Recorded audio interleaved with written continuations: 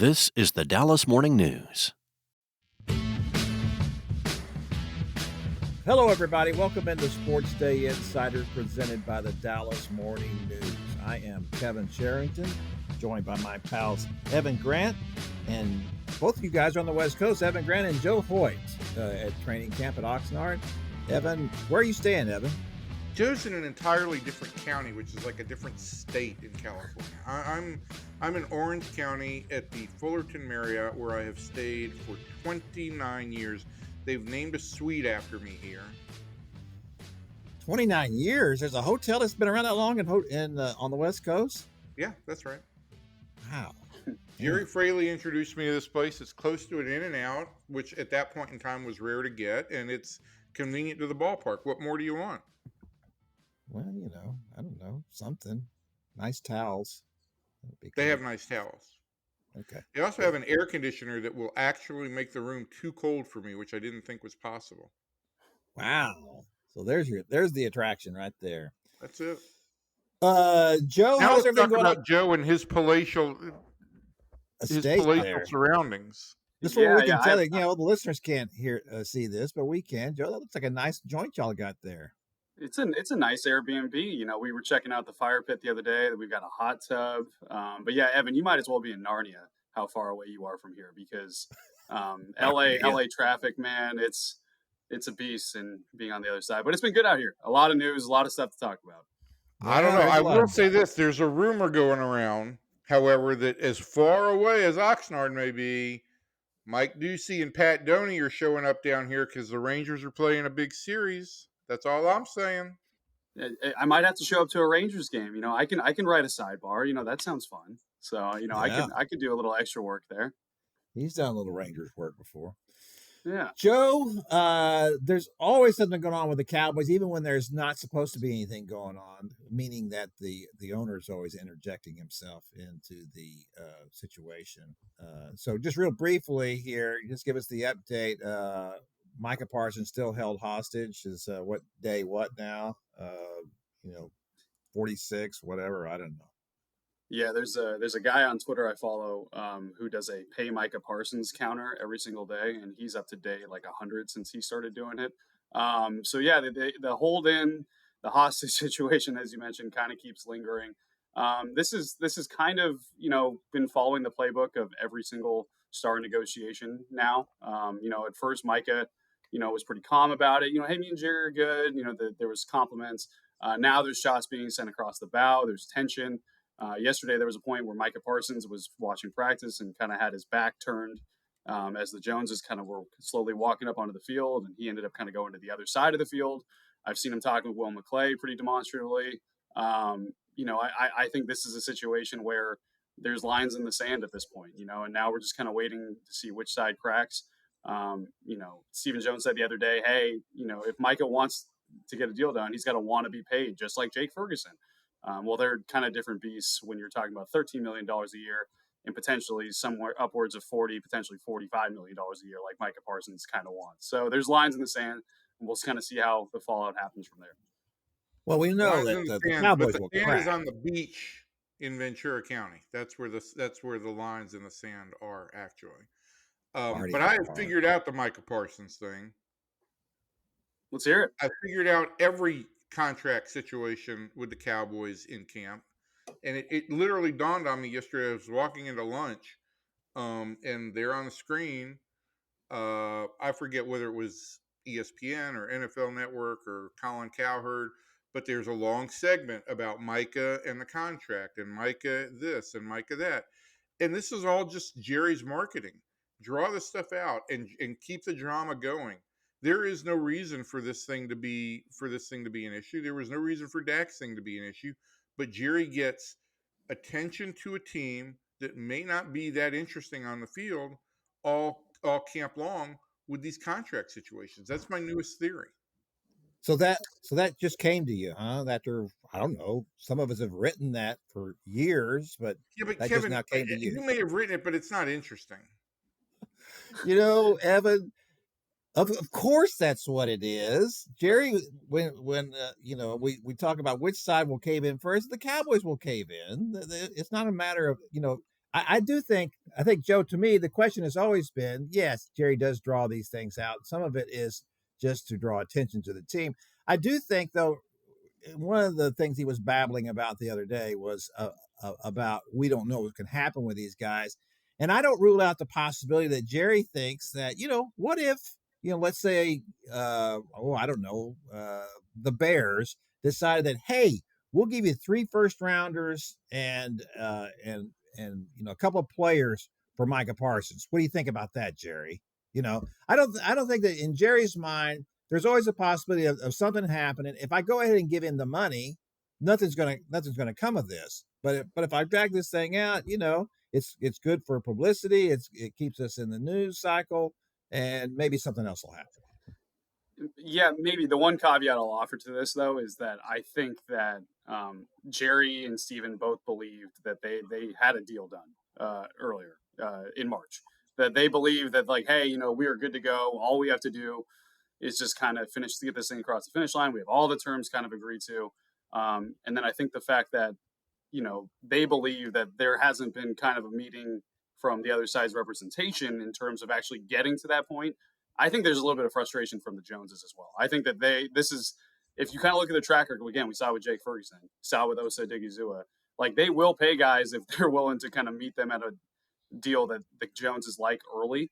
And to Evan's point, I think there is a lot of value with this marketing. I think if you kind of look at how much money it would cost to have 15 minutes on ESPN every single morning, the brand value is extremely high. So I think there is a little frustration, though, this time around about the fact that, hey, didn't we agree to this? And now you're kind of saying you want a little bit more as the market goes up. So that's kind of where that is with them.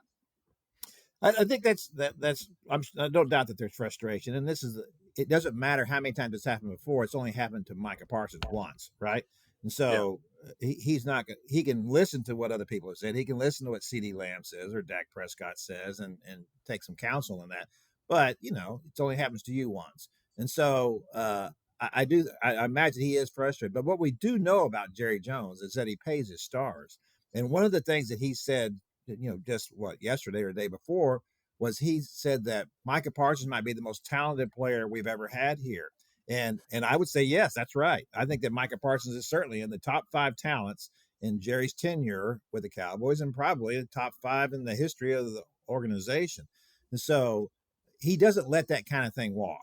He's not going to it's not going to end up with him saying that we have drawn our line and we are not going to cave in. Ultimately, Jerry will cave in just because of who Micah Parsons is and the kind of talent he represents, because that's always been his history. I can't imagine him changing that now because he knows what he's got. He knows what he has on hand there. So, Joe, let's go over now and talk about some things here. We want to talk about your 3 biggest surprises here at camp and your 3 biggest concerns. Let's start with the surprise. Let's start with the good news first. What are the 3 surprises? Well, let's say, first of all, these are good surprises. I guess before we get to that real quickly, which is say, unless Tyler Guyton figures in that, is his injury one of your surprises or concerns or not? The injury and what they do after it is a concern, but it's funny, before the injury, I thought he would have been a surprise. I can talk about that right now really quick. Basically, sure. Tyler Guyton, if you look at what happened last year, this was a guy who kind of came in raw, not knowing what to do in the NFL. Didn't have a lot of experience, and it really showed. Then some injuries happened. It wasn't a good year for him. He kind of took ownership of that and said, hey, I want to change things this offseason. And to his credit, it showed. He changed his diet, changed his workout routine. He became very routine oriented, tried to really work on his mental side of things too. He talked about how much he prays and trying to be very neutral. And these things were showing in camp, I thought that, it's ironically, yesterday I thought was his best day. He had a bunch of good pass protection reps against Donovan Ezeraku, against Sam Williams, against some other guys, and he looked good. He was starting to look like the guy that you could depend on at left tackle. So that was going to be a surprise. And I guess I'll cheat here by then making this a concern now. Where did the Cowboys go from here at left tackle? I think that they have multiple options. Is that allowed? Can he go from surprises to concerns in the middle of the list, or does he have to do all the surprises and then all the concerns? Evan, be quiet and let Joe talk. Thank you. Go ahead, Joe. I'm cheating a little bit for sure. This is kind of a double dip, but I do think it is concerning where you go now. He's out 4 to 6 weeks with, a knee sprain, and they're calling it a fracture in there in one of the bones, which obviously can have a different meaning based on what it is. They're going to do some tests to really determine that length over the next few days, potentially maybe the next couple of weeks to really see when he could be actually back. But you start looking at week 1 and, that's definitely in question. So where do they go? Do they move Tyler Smith to left tackle like he did his rookie year?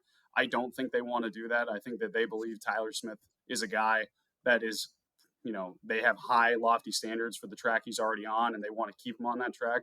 Awesome Richards is someone I think that could definitely get a look at left tackle. They've been using him as a jumbo tight end recently with the first team, and he played right tackle with the second team.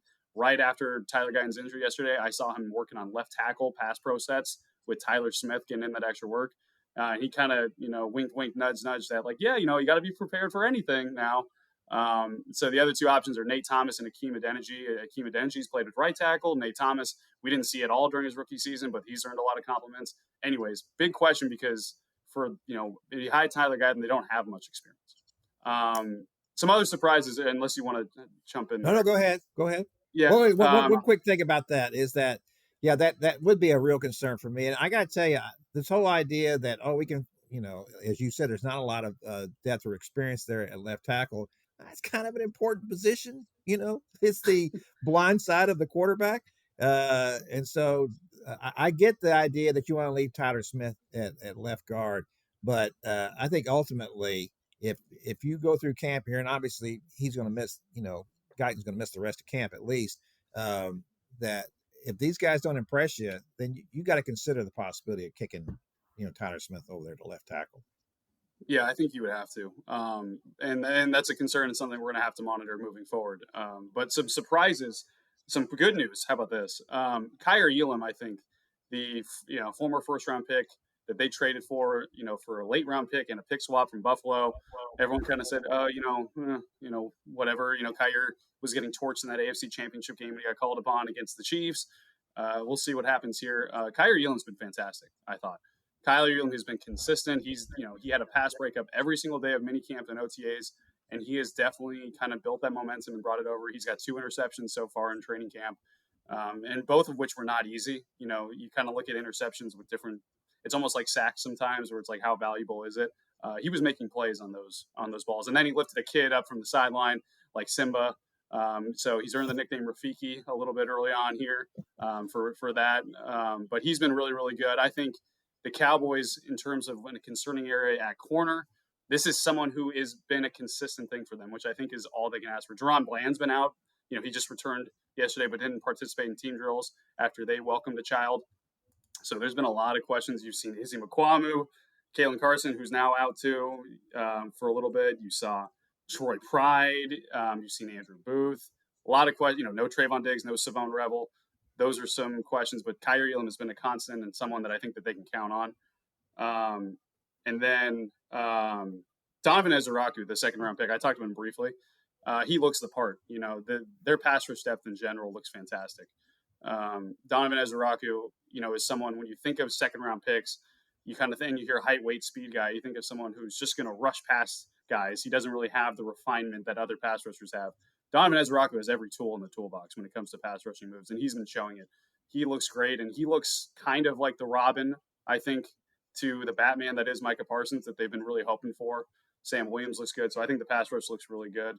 And then the biggest surprise for me, I don't know if running back is actually going to be that big of an issue, in terms of who is back there. When we talked about Miles Sanders and Javonte Williams, those are 2 guys that don't get more than what they're allowed to get, frankly, in terms of being running backs. They don't they don't get rushing yards over expected, right? Well, so far, the interior offensive line specifically has been really good. And maybe that's an indictment on the run defense, which is kind of one of the concerns, interior. But they've looked fantastic. They've had a lot of holes, whether it's Kevontae Turpin, Williams, or Sanders. There's a lot of room to run right there. So I'm curious to see how that goes. Real quick here. So about Javonte Williams. So, the Broncos obviously weren't confident that he was going to return after a year with his knee injury. a year later, and so the Cowboys were betting that he was right. So does he look like he has a burst? Does he look like he has returned to the form that he had at his peak with the Broncos? I wouldn't say that, to be honest. That's where I'm kind of saying, like, I don't know if it does matter who's back there right now because they're blocking so well. I'll be honest. I think Miles Sanders has looked better significantly than Javonte Williams so far. I think Devontae Turpin has looked significantly better than Javonte Williams as a running back right now. So I think that that's one thing that is something to watch is who actually could emerge. I think Miles Sanders looks a little bit refreshed. Are they you're saying that? Did I miss something here? Is Devontae Turpin running, getting the ball and running? Yeah, with it? he's been used. Like, I don't think he would ever be RB1. Frankly, like, I think they like using him as a wide receiver. But for example, he had the first 2 carries yesterday in team drill, and this is a guy that it's funny when you look at him, you're like, how could this guy withstand some of these hits? He's so small, and I've been kind of preaching for a while. This is a guy, despite his size, I think it's some way he runs and kind of the force is mass times acceleration, and he definitely has the acceleration part of it. He can deliver some hits back there. He ran through Tyler Smith yesterday at one point. He knocked Tyler Smith to the ground. Tyler Smith doesn't end up on the ground very often. Devontae Turpin sent him flying. So I think that that's an X factor for what they could do in that backfield. So what does that mean for Jadon Blue? If that's, I would assume that would have been the role that he would have had as that kind of back if Devontae Turpin is getting those reps. I think Jadon Blue is still with the twos. But he's looked good with the twos. But there's still work to be done. They have not had that barrier broken through yet. Him and Phil Maffa and Deuce Vaughn, when he's been healthy, he's got a hamstring thing right now. But Schottenheimer's like kind of the response that Jadon Blue has had since minicamp and OTAs, which I don't think went very well for him. But he's had a nice run so far with the twos. But there's still work to be done there. Okay. All right. What are your concerns? Yeah, Tyler Guyton had the one. Tyler Guyton was number one. Okay. Tyler Guyton's one. And then I think, 2 of them come back to 2 other draft picks, or frankly, 3 other draft picks if you look at them that they've had recently in the higher side. Let's start at wide receiver. We have George Pickens and we have CeeDee Lamb, who look really good, right? That combo looks awesome. There's belief that maybe Jalen Tolbert can slide into wide receiver 3 and just that could be a good home for him as he's heading into a contract year. Jalen Tolbert's had a rough training camp so far, I think, to be honest. He had multiple drops over the last couple days. That one of those Kyrie Elam interceptions was Kyrie Elam kind of undercutting him pretty. It was a nice play by Elam, but undercut him pretty easily, I thought, in a ball that could have been kind of a contested catch thing. Tolbert's got some work to do, and frankly, I think he's got to worry about Jonathan Mingo on his heels. Jonathan Mingo has been consistent, which is something that you haven't been able to say in his NFL career.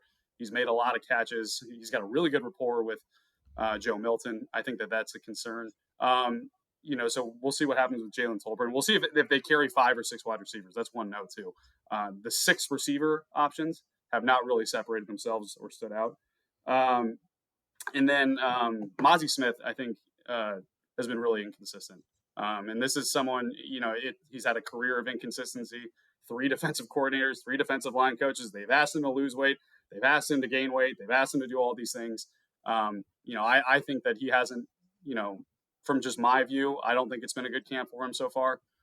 Cooper Beebe, I think, has been having a field day moving him around.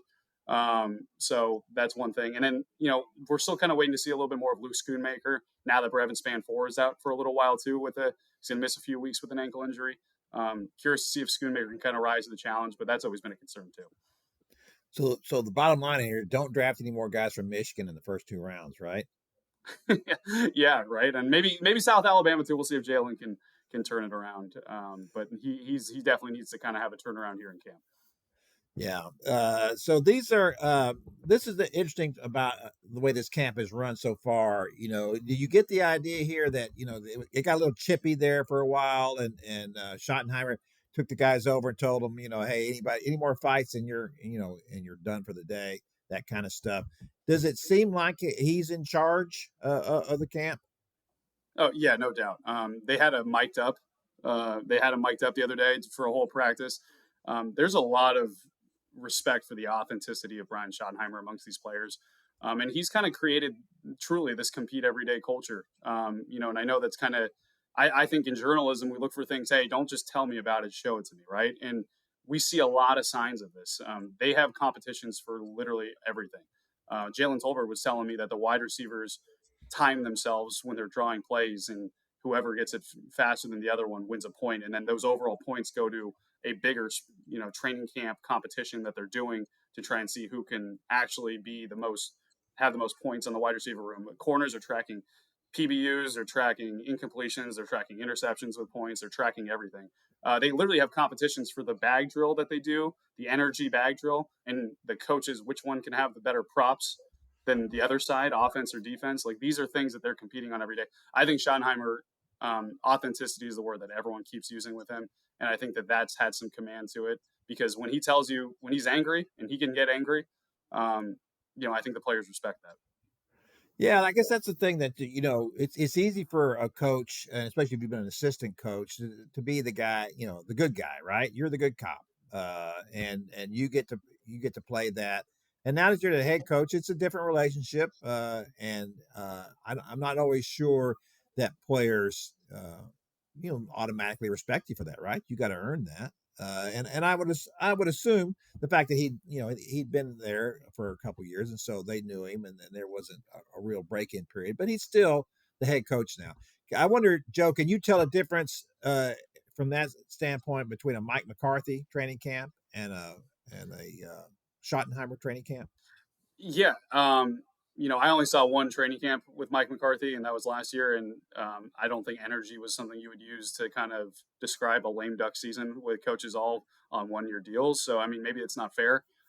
Just the energy that I think Schottenheimer's brought has been different. I do think that the physicality, frankly, has been different. If you kind of look at what they're doing on defense, every single play their offense has to finish, right? They have to try and go to the end zone. That's not new.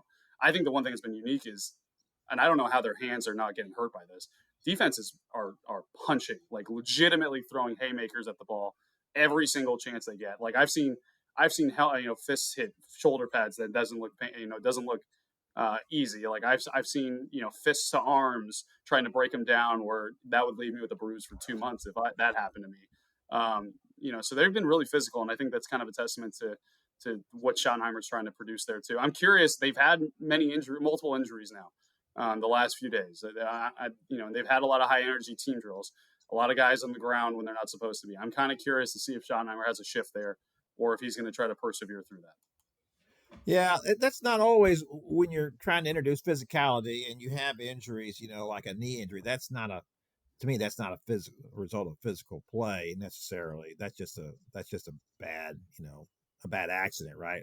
Torque or something like that. But if you've got, other types of things showing up, a guy throwing a punch like that, and he breaks a finger, breaks a wrist, whatever like that, then that's clearly what it's going to be. That would be something, that would be different about the Cowboys defense though, right? Over the years, you wouldn't call this a physical defense. It's always been built on speed, predicated on quickness and speed, and getting to the ball carrier, getting to the quarterback, that type of thing, but never a physicalness to it or physicality to it.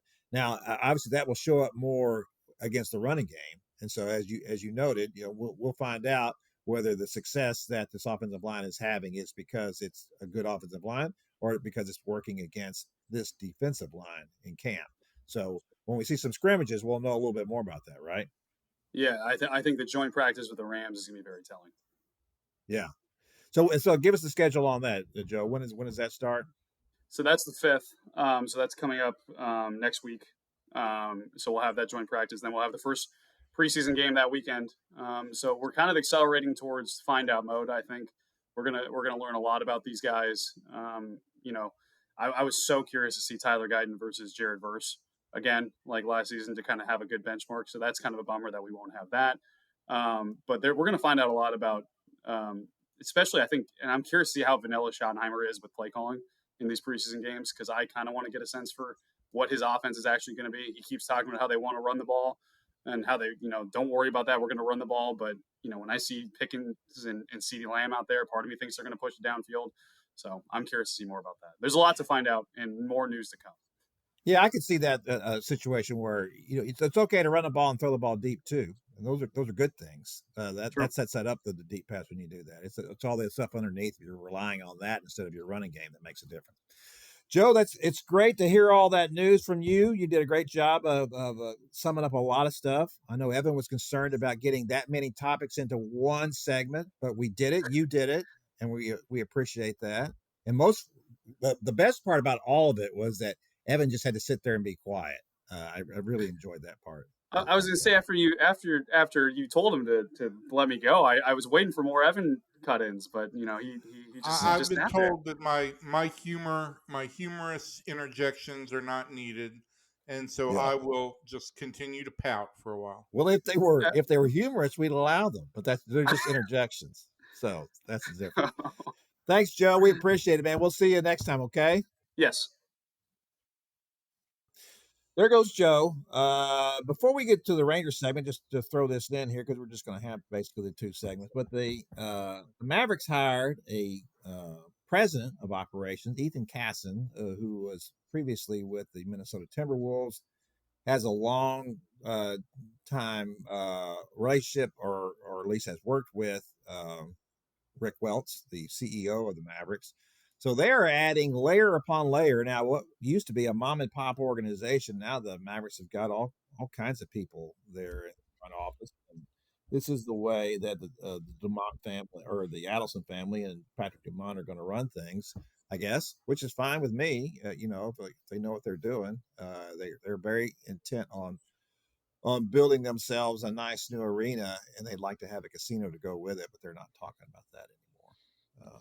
Once again, demonstrating how irreplaceable Mark Cuban was to the operation of the That's Mavericks. right. He could do it all. He was a one-man band. He did everything. And then he was on Shark Tank too. I mean, it's just like, what more could you want the guy to do? Wish I had his energy. So Evan, the first night on the West Coast, when you returned to cover the team, of course the team lost, and then even Jacob deGrom had a bad game. You intimated that perhaps he was tipping pitches to the Angels in their 6-4 loss. Do you think there might be anything to that? I don't know. I think there's a ton of theories you could go by, and I picked the stupidest one when I was talking to deGrom after the game, just about whether or not the innings are catching up to him. But his velocity was fine. It's hard for me to tell what were tipped pitches versus what were just mistakes, because the first home run that he gave up to the number 9 hitter, Kevin Newman, was, for lack of a better term, a lazy slider. I mean, it was a slider just in the middle of the zone. And that's, as long as the guy is aware of the slider, I mean, that's a pitch he's not going to miss. But there were other pitches that they laid off, and they did, they did have 3 hits on the sliders. And they have had more balls in play against the slider in his 2 starts against them than they've had swings and misses on the slider. So those are all interesting facts. And Taylor Ward was apparently asked by the LA writers after the game about deGrom. Ward had homered, and Ward just kind of gave him a sly smile. So maybe there is something there, or maybe it's the fact that the Angels saw him 3 weeks ago and he's still fresh in their minds. But yeah, the numbers are really strange against the Angels for him. Well, the good thing is that if the Rangers do make the playoffs, they're not playing the Angels, so that might be okay. All right, let's look at things now as they stand. As we're recording this on Tuesday morning, so there's 2 days left till the trade deadline. At this point, the Rangers have not made a move. We certainly expect them to make one for a reliever, don't we, Evan? Yeah, I mean, I do. I don't think they're going to play at the absolute top of the reliever market, and the top of the reliever market has been thinned out with the injury to Felix Bautista, and the ineligibility now of Emmanuel Clase due to a betting investigation. Let me just say something about that real quick. And obviously these are, I guess, Oh, it's okay prop for you bets. to interrupt. Okay for you to interrupt. I'm not interrupting with a silly, stupid remark. I'm interrupting with an observation about Emmanuel Clase and the fact that I guess these are prop bets he was making. I saw several times on Twitter people on an 0-0 pitches throwing pitches way out of the strike zone, spiking balls 10 feet short of the plate, throwing them 3 feet wide, where there was no possibility of them being called strikes. Right. And I guess people are looking at this kind of thing as what he might be doing. Yeah, who would think that, prop bets on what the first pitch is would be a bad idea? But this is what Major League Baseball signed up for, and you're going to have any number of these scandals erupt as we continue to go forward.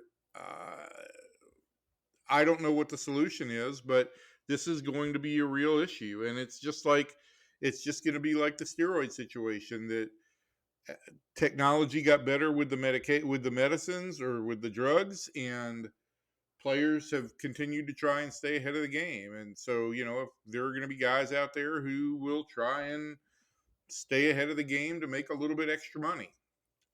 Is this part of the reason why, it wasn't because of betting, but it was because of there was a PED thing with Clase as well, was there not?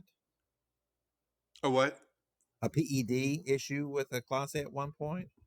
Didn't he have to sit out a while? Wasn't there an issue of some sort? Listen, so many former Rangers have been PED connected. It's hard for me to keep up, Yeah, I think there was. But at any rate, okay, that's another reliever off the market. So as you were noting, they won't play at the top of the market, but that's the one good thing about this market is that there are a lot of relievers available, and they should be able to get one. Yeah, there are, but I, at the top of the market now, I think you've got guys like David Bednar, who's drawn interest from the Rangers and from everybody that is looking for a reliever. You've got Johan Duran from Minnesota, who has drawn interest and maybe, priced too high for a lot of teams. But these two losses to the market, I think, compress the market a little bit and have added another layer of complication to it. And so I think that where the Rangers are probably playing, it's going to come down to Thursday at some point in time. Going to come down to the last day, and it's going to have to wait until a couple of these guys at least move, unless the Rangers decide to really step up and get aggressive. And, Kevin, my issue with that is I don't know that the Rangers have the players to go out and be aggressive for these guys. And look, when you're talking about relievers, it's one thing if we're talking about a controllable reliever. David Bednar would have another year of control. But if you're talking about a rental reliever, if you're talking about Raisel Iglesias or Kevin Finnegan, you're talking about a rental player. Or what are you going to give up for 2 months of a rental reliever? So that is something that the Rangers will have to sort through too. Well, that thing about 2 months of a rental reliever, though, that's at least cheaper than not only from the financial standpoint, it might fit inside that little skinny. Right, because the last time the Rangers went for a rental reliever for 4 months, it cost them a Cy Young candidate. So yeah, well, Cole Reagans has had trouble this year, so maybe the Rangers could foresee that he was going to have physical issues. Listen, the long term success of Cole Reagans out is a great get for Kansas City, but it's never going to trump the Rangers winning a World Series for the first time with Aroldis Chapman. It is not. And no, it is not. We don't need to agree. Yeah. So, do you feel like that there's any possibility that they could add a bat? Has Ray Davis gone for his wallet here, or is that out of the question now? I mean, I think there might be some interest in a bat, and maybe there's the first 2 games back for Jock Peterson have not looked good at all. But if there was interest in a bat, it was probably in a right-handed bat, and Peterson is a left-handed bat. I just think, Kevin, when you boil all this down, the Rangers unless the Rangers have changed tactics considerably. And by that, I mean that they are willing to now go over 241, which means if they go over 241, then in all likelihood, they are not going to come anywhere close to the threshold next year. Okay.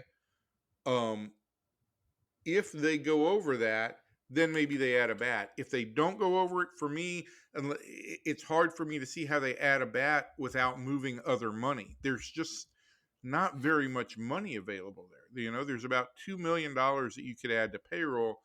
And I don't know that the Rangers have the capital available to basically get other teams to buy their prospects.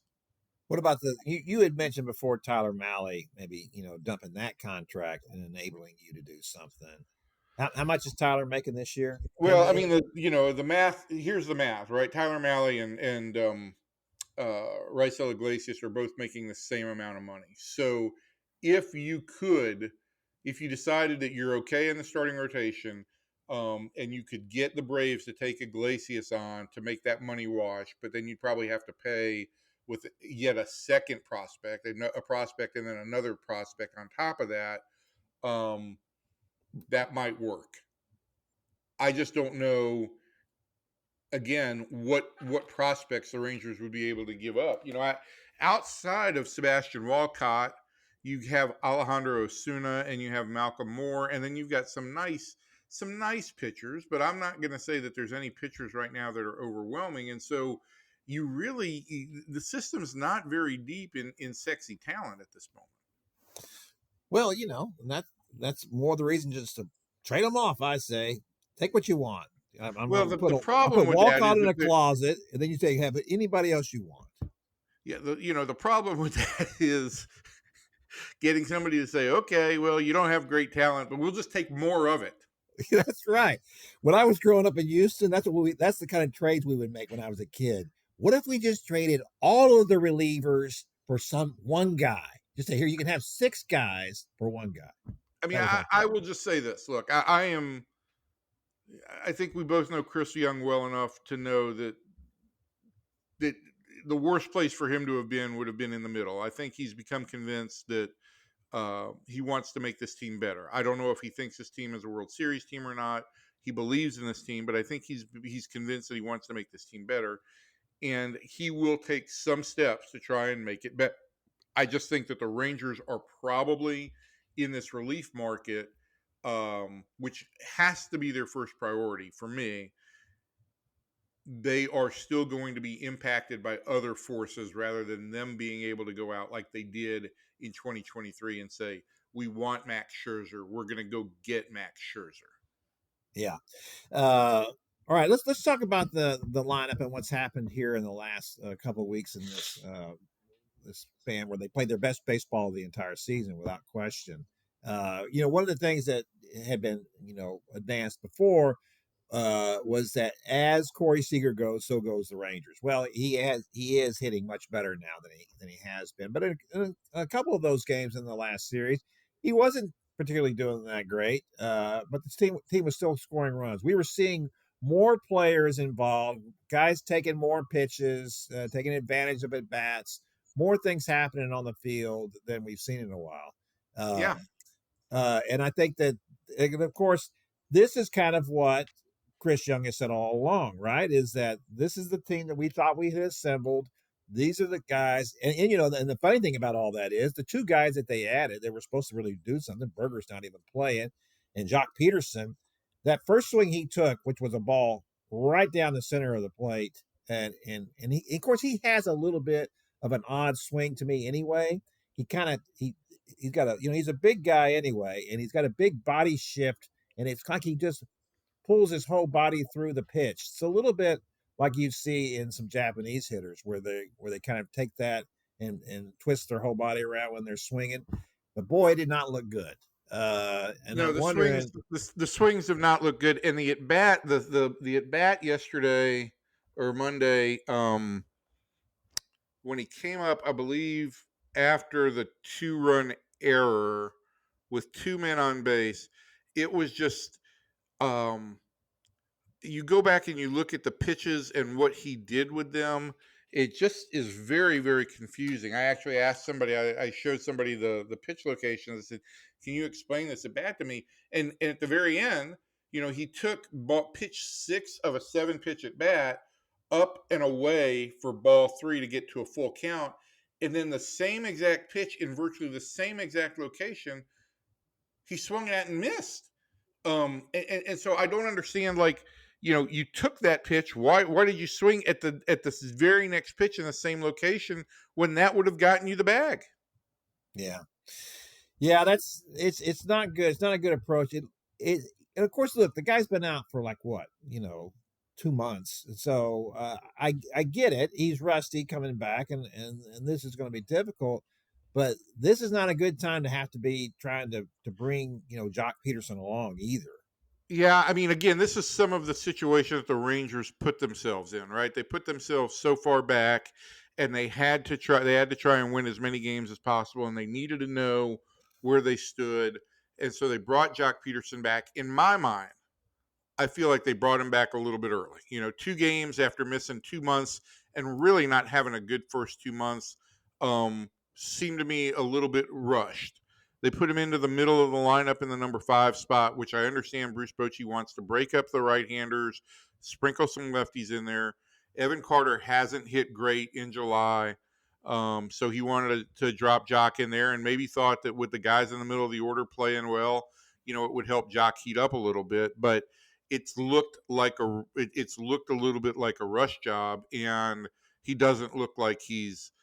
I didn't expect him to be ready, but he hasn't gotten the ball out of the infield in his first 8 at bats, and some of the swings have really looked just not.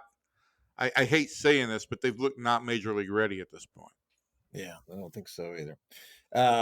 But to the point we were making originally about the offense coming around a little bit, I'm not as.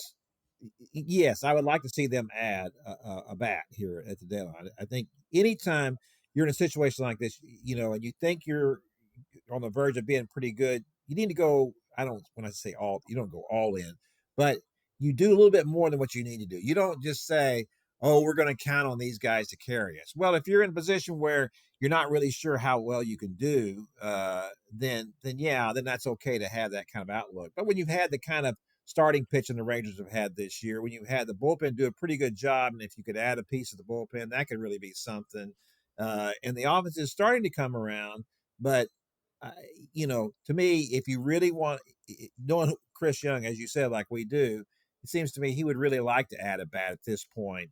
If nothing for no other reason than just to kind of like put you over the top, kind of almost like doubling down here. Where are you going to put that bat? Is that going to be your DH? Yeah, that's going to be my DH. I could do a DH. I could do a platoon at first base with Berger. I don't. Either way, Well, you're gonna. What else? When Berger comes back, you're going to be playing Josh Smith at first base, pretty much against all the right-handers. I would think. I would think you're going to have a platoon at first base. Yeah, already just those two. Yeah. Okay. Or you could go. You could play Berger every day and play or play Berger and Josh Smith every day, and one of them DHs. I'm just the question is, they haven't gotten the performance they'd like, but where exactly are you going to put that bat? Well, I mean, Berger hasn't given you anything either. So no, he hasn't. I acknowledge that, but that's the thing. Yeah, if I thought that Jake Berger was going to hit like he's supposed to, well, then no, everything's fine. Right. It's fine just as it is. But as you said, we're seeing again from the same thing from Evan Carter that hits pretty well for a while, and then he kind of goes into a slump. So you got a lot of that on this team, right? Yeah, there's not a lot of hitters. They're streaky hitters. There's not a lot of guys who are very consistent. I mean, I think we can just rule out Eugenio Suarez, can't we? I mean, the Rangers are not making a deal for somebody like that.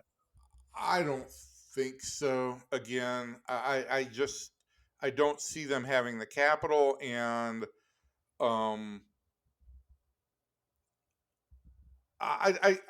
this week I hate to rule anything out, but I don't see the Rangers being a huge player in Eugenio Suarez. Yeah. Now, see, that's I mean, if difference they were to making bat. add, let me put it this way, Kevin. If they were to add a bat, I think it's going to be a complimentary bat, and I'm not sure exactly who that is. Well, it would have But been great to me. Josh Naylor would have been perfect. To me, Josh Naylor is the perfect guy for this lineup. A guy who draws a lot of walks, doesn't strike out very much, makes contact. This is the kind of guy the Rangers needed, in my mind. And I don't know that what the Mariners gave up, and I'm sure what the Mariners gave up was better probably than what the Rangers could have done. But I would love to have seen that bat in the lineup. yeah, I mean, look, the Mariners are going to be aggressive, and they were in getting Naylor, and the Rangers, at that point in time, still weren't sure how aggressive they could be. That's the difference, man. So we don't know what the Astros are going to do either. They are supposedly in talks about Suarez as well because Paredes is hurt, I guess, and going to be out for a little while. It doesn't seem like an Astros kind of move to me, though. Arenado, they tried to get him in the offseason, and the Cardinals are apparently offering him up again. I don't think Arenado's a good move. I think his numbers, offensive numbers, have been in decline. He's still a really good third baseman, but I don't know what you're adding, and for that money he's making, that's not a good move for anybody at this point, anyway. So there's not a lot of bats out there that are difference makers, and so if you're going to do something, I get it. If this guy's not going to be a difference maker like Suarez is, then you go over the threshold for a guy that may not do anything for you. I mean, it's not going to, like, as I said, he's not going to be a difference maker. Then what's the point? Right. So, I mean, yeah, I don't think you make trades just to make trades. You make trades to make this team better. oh, thanks for that insight. That was really good. Well, it comes down to who's going to move the needle, Kevin. Yeah. Who would move the needle for you besides Suarez? I don't know. I don't have a strong feeling here because I focus so much on the bullpen. I haven't thought about the offense. I've kind of figured, the Rangers made their moves in the offseason, and it was going to be up to Berger and Peterson to prove in the second half that they weren't as bad as they played in the first half. Yeah, good luck with that. And who knows with Berger? I don't know what he's going to do when he comes back. He was hitting better before he got hurt again. He's certainly been a better option than Peterson has been. I just don't see how much longer you can run Jock out there. That doesn't look. Yeah, I mean it's look. difficult right now. It's really difficult to watch. Yeah. Let me just go back on Naylor for a second here now. Naylor's a rental. He's got about $3 million left in salary, 3.5 probably at this point. And I don't know that the Rangers have the pieces to give up for a rental. B, the money would put them over the tax threshold. So for the Rangers, somebody like Josh Naylor would have been either the only move they could have made or too much in terms of salary. And so I go back to this needle that Chris Young has got to try and thread, and it is a very narrow field that he's going to be able to pick from. And I really think that's why it comes down to the Rangers being able to make one singular addition. And I really do feel like, as poor as the offense has played for most of the season and as well as the bullpen has pitched, I think that bullpen needs reinforcements, and I think it needs a power arm somewhere. Yeah. Yeah, I understand that. I do think it needs a power arm, and that's probably the thing to do, and just kind of and just try to win games the way they've won them all year long, or the ones they have won. It's not like they've been beating people to death. So, and I guess you've got to believe that the data all is ugly, but you've got to believe that Jock Peterson is not going to put up the worst batting average in the last 100 years in baseball history. You just got to that. I don't think that can physically happen, but maybe it will. Somebody has to put it up. I mean, nobody's hit lower than 135, and he's He's sitting there 12 points below that. He's got to ramp it up to get there. Oh, man. Man, oh, man. All right, that's going to do it for our podcast this week. We thank you for coming and sitting in with us and listening. We hope you'll come back next week. I just want to say one quick thing before we get out of here. This podcast is not, we don't have video of it. And so y'all didn't have to deal with Evan taking off his glasses and putting them back on, and they're kind of like all woppy-jawed up at the top. They're cattywampus, as my friend cattywampus. And I'm trying to have a thought here, get some thoughts, and I'm looking at Evan, and it's like a crazy man sitting across from me. So yeah, it's the little screw in the hinge is kind of going, and I realized that after I got on the plane. I'm like, do I go buy another pair of readers, or do I just make it through this trip with these wompy glasses? I think that the screw being off is right up your alley. You're a little screwy. That's okay. All right. That's going to do it for this week. From everybody in here to everybody out there, thanks. And see you next time.